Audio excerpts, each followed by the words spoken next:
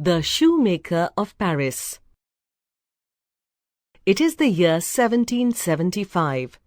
The place is Paris, the capital of France.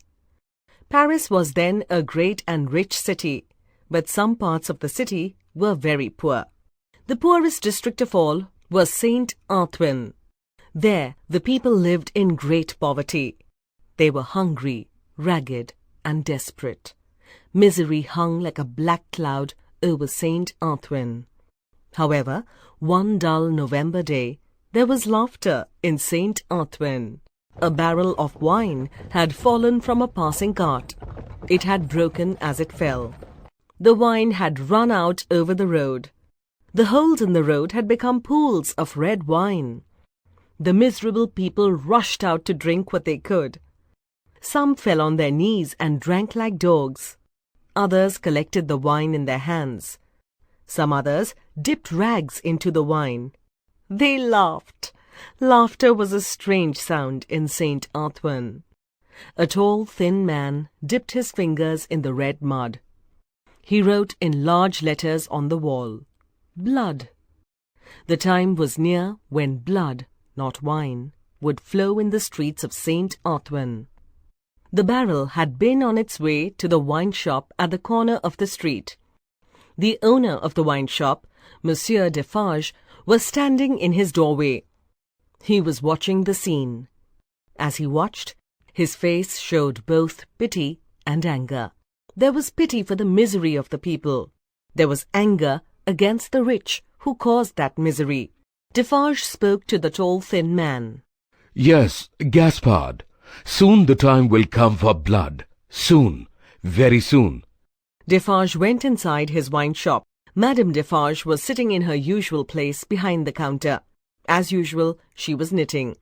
Madame Defarge, like her husband, was about 30 years of age. Both were rather stout. The faces of both showed great strength of character.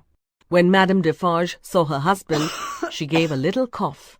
Then she looked towards the corner of the shop. Defarge followed her look. He saw two strangers sitting at a table. One was an elderly gentleman, clearly an Englishman. The other was a young lady. The elderly gentleman went up to Defarge. "My name is Jarvis Lorry. I'm the guardian of this young lady. Her name is Lucy Manette." "Lucy Manette!" exclaimed Defarge.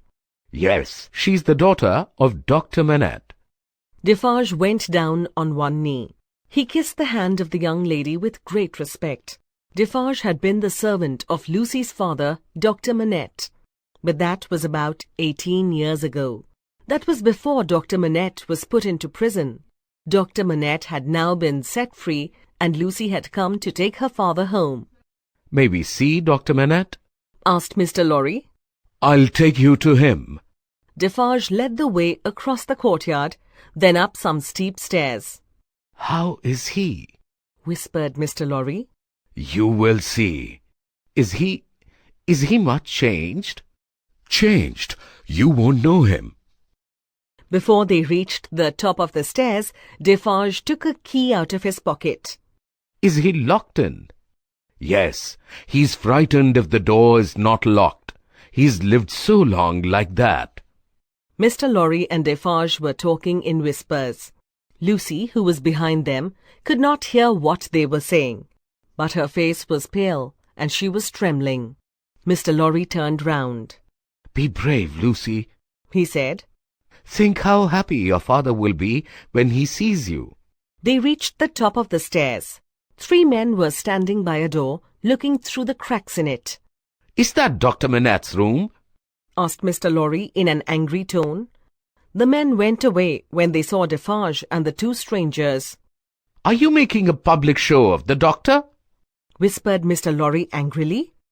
"I'll let a few friends of mine see him. It's a lesson for them." Defarge answered calmly. Then he added, "You're English. You can't understand how things are here." Defarge unlocked the door of the doctor's room. He went in.